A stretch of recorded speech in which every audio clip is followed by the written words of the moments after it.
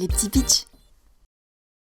Salut à tous et bienvenue dans les petits pitchs. Aujourd'hui on se retrouve pour parler de Mission Super Pas Possible. J'adore le nom, je ne veux pas vous entendre. C'est un jeu coopératif de gestion de dés en temps limité. Ça se joue de 1 à 4 joueurs, une partie dure exactement 10 minutes et c'est pour les 10 ans et plus. Oui, c'est Mission Pas Possible 2, mais c'est un jeu indépendant combinable avec la boîte, je vais vous expliquer plus tard. Le contexte. Vous êtes un vaisseau spatial.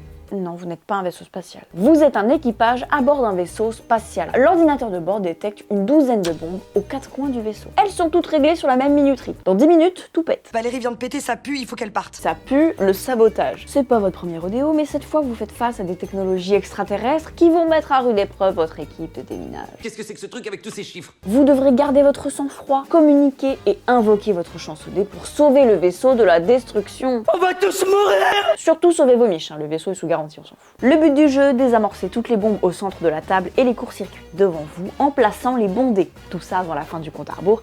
Évidemment, les cartes bombes ont des combinaisons différentes qui sont plus ou moins difficiles. Vous gagnez ensemble et vous perdez ensemble, donc concentrez-vous pour faire le meilleur score et ne pas être le boulet du groupe. Je s'appelle Groot. Je ne me sens pas concernée. Comment on joue? Une partie, c'est plusieurs tours que vous allez enchaîner le plus vite possible, toujours organisé de la même manière. Lancez les dés, attribuez les dés, désamorcez les cartes, passez le sac au voisin et ça recommence, soufflez un coup. Non, on n'a pas le temps. Pour ceux qui ont vu le pitch de Mission Pas Possible, vous savez que je suis très mauvaise, mais je vais quand même vous faire une démo parce que je sais que vous aimez quand je m'humilie. Ok, j'ai peur. 4 dés, 4 joueurs. Atchoum. Un joueur qui éternue en pleine partie, c'est pénalisant pour tout le monde. Ok, moi il me faut du vert, je prends le vert. Toi il te faut quoi? Du jaune. Ok, la puce, y a pas de souci. Toi il te faut quoi? Du rouge, mais c'est super tout ça. Et toi du bleu? Non, du jaune, c'est ok.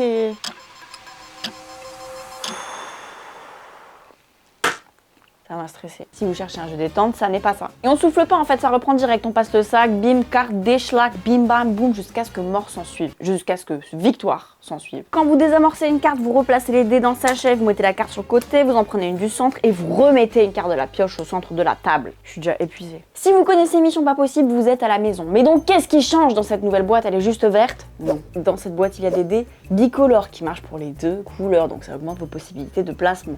Okay. Évidemment des nouvelles cartes bombes avec toutes sortes de tours, de murs, de zigourats, c'est pour dire pyramide en mieux. Des nouveaux symboles et des contraintes de pause qui sont là pour vous faire chier évidemment. Mais pas de panique, il y a surtout des choses pour vous simplifier la vie, on n'est pas des gros.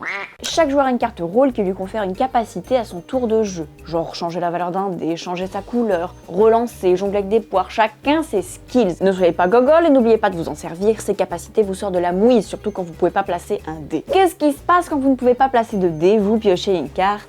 Court-circuit. Bam, des cartes en plus que vous devez désamorcer pour remporter la partie. S'il n'y a plus de bombes mais qu'il y a encore des courts-circuits, les vaisseaux explosent quand même et vous mourrez dans d'atroces souffrances. Ça c'est con! C'est dommage. Les cartes sabotage que vous connaissiez dans Mission Pas Possible s'ajoutent uniquement en mode expert et picon héroïque parce qu'elles sont trop casse-couilles. Oh merde! C'est pour les gens qui veulent se challenger et qui sont doués. Jeu indépendant mais combinable avec Mission Pas Possible pour jouer jusqu'à 9. La mauvaise langue que je suis a immédiatement dit que ça allait être le chaos. Et bah pas du tout mes cocos, j'étais la première surprise. Ça force à la communication. Si vous êtes en bout de table et que vous pouvez pas atteindre les dés, vous êtes obligé de demander aux autres de vous les passer. Donc communication, décuplée, on adore. Très très drôle. La difficulté est modulable avec différents objectifs à atteindre. Bref, c'est un jeu avec de l'attention tout du long et la coopération en urgence révèle vraiment la meilleure facette de votre personnalité, c'est faux. Vous serez sous votre pire jour, mais c'est aussi comme ça qu'on fait le tri dans ses amis. Si vous avez aimé Mission Pas Possible, c'est impossible que vous aimiez pas Mission Super Impossible et c'est possible que j'ai beaucoup trop de fois dit possible. Ça se joue en 10 minutes donc très rapide, par contre je vous préviens, c'est très addictif.